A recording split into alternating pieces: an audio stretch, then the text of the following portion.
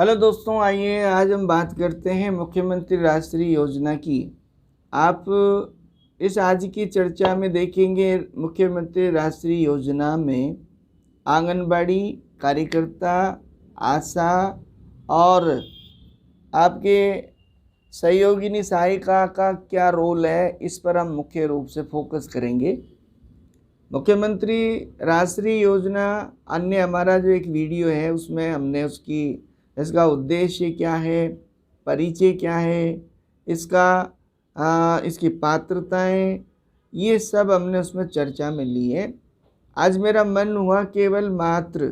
चूँकि हमने जब इस पर काम किया तो देखा कि बहुत सारे जो अभिभावक हैं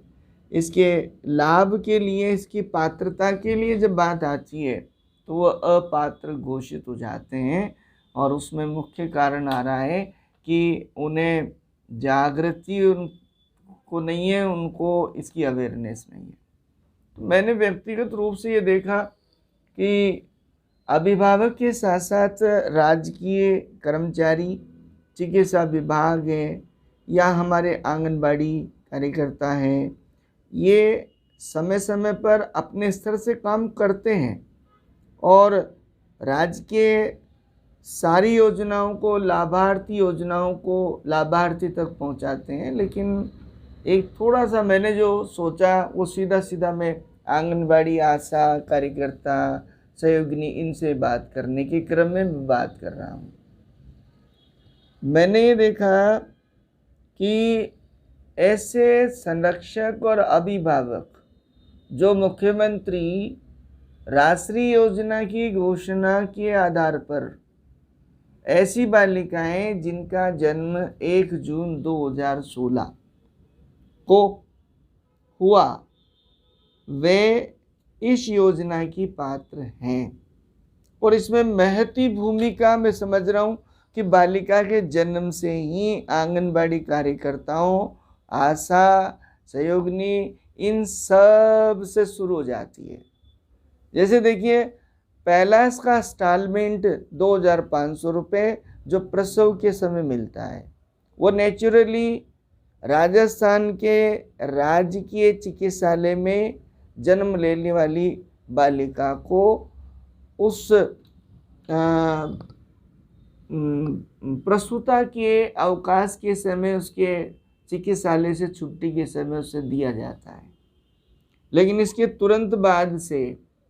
यदि हम बात करें तो हमारे आंगनबाड़ी का, चिकित्सा विभाग का बहुत बड़ा इम्पोर्टेंट रोल आता है इस अवेयरनेस में, मैं समझ रहा हूँ। क्योंकि वो विद्यालय विभाग तक वो 6 वर्ष होने तक पहुँचेगा, लेकिन सबसे पहले वो आंगनबाड़ी कार्यकर्ताओं से, आंगनबाड़ी पदाधिकारियों और चिकित्सालय से उसका संपर्क रहेगा। विशेष रूप से आंगनबाड़ी वालों से सीधी मेरी बात है कि धात्री के रूप में जब से यदि माँ आंगनबाड़ी पहुंचती है तो वहीं से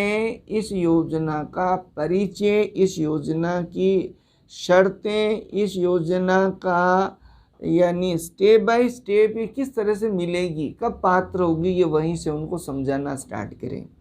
तो मुझे लगता है कि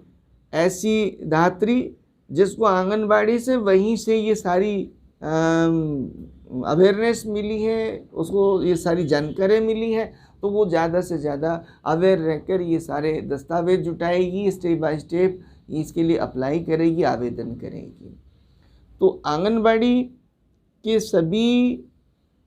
जो पदाधिकारी हैं उनसे निवेदन है कि किस तरह से इस योजना का स्टेप बाय स्टेप मिलता है ये हमें जानकारी हो, जो हम धात्री के समय से ही उसे देना शुरू करेंगे कि किस तरह से बालिका के जन्म के समय उन्हें 2500 रुपये प्रदान किए जाते हैं और चिकित्सालय से अवकाश के समय 2500 रुपये और 1 वर्ष पूर्ण होने पर। लेकिन ये आंगनबाड़ी कार्यकर्ताओं के द्वारा, पदाधिकारियों के द्वारा समय समय पर उनके ममता टीके जो लगते हैं, उस समय उनको ममता टीके सारे बराबर समय समय पर लगाने की अवेयरनेस लगाने के बारे में जानकारी, और तभी उनको दूसरा जो 2500 रुपये का 2500 रुपये का लाभ मिलेगा। इसी तरह से यदि वो सॉलिड तरीके से इसके स्टेप बाय स्टेप समझाती है उन्हें, जैसे डॉक्यूमेंटेशन के बारे में किस तरह से सबसे पहले उनको सारे आपके चिकित्सालय से छुट्टी के प्रमाणीकरण, डॉक्टर का डिस्चार्ज सर्टिफिकेट, और किस तरह से 1 वर्ष की बालिका की उम्र के समय पर ममता कार्ड को बेर के रखना, उनको समय समय पर सारे टीके लगवाना, और फिर विद्यालय में जब पहली कक्षा के आवेदन के लायक होती है, इससे पहले वो आंगनबाड़ी में भी नामांकित रहती है।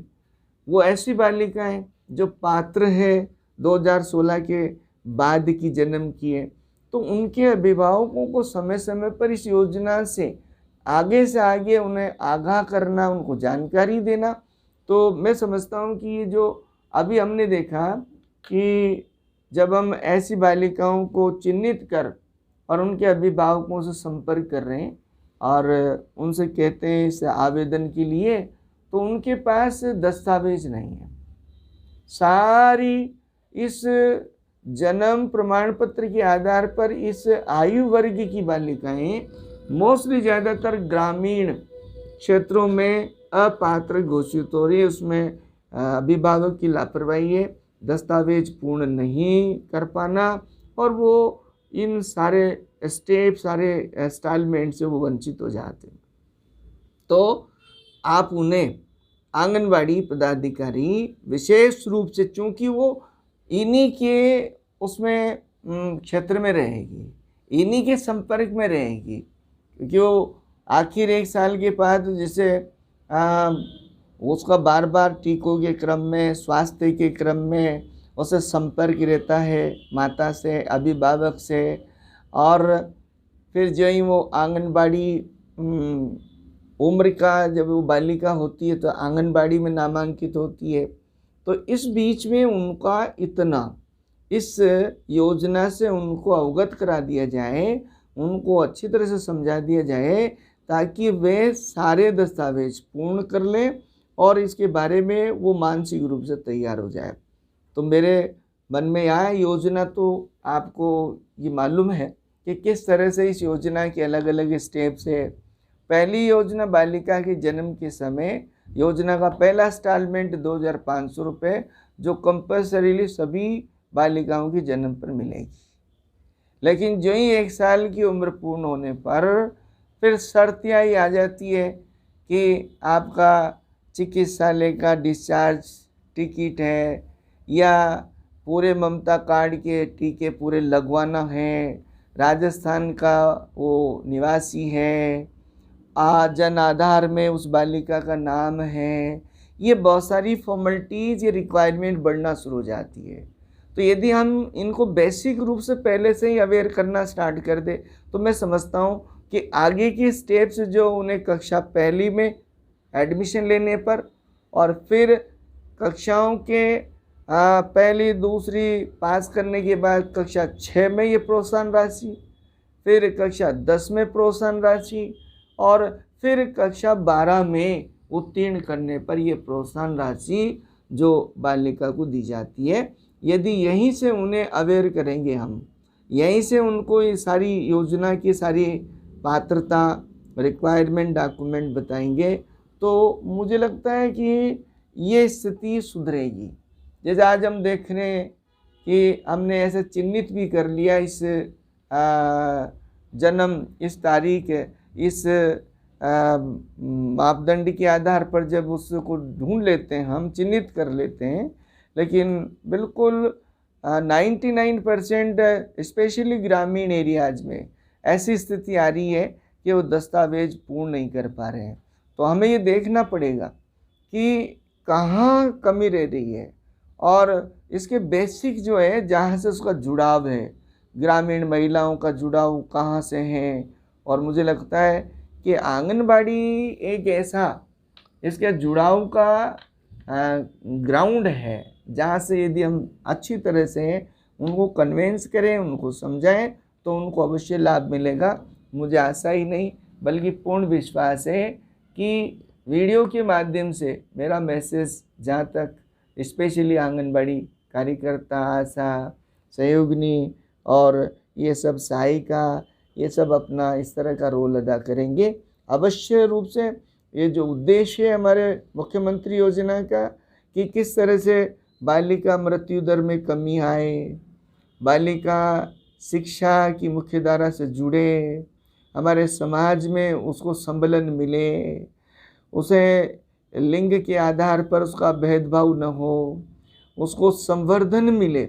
शिक्षा में उसके विकास में उसको संवर्धन मिले, तो ये सब अवश्य निश्चित तौर से पूरा होगा।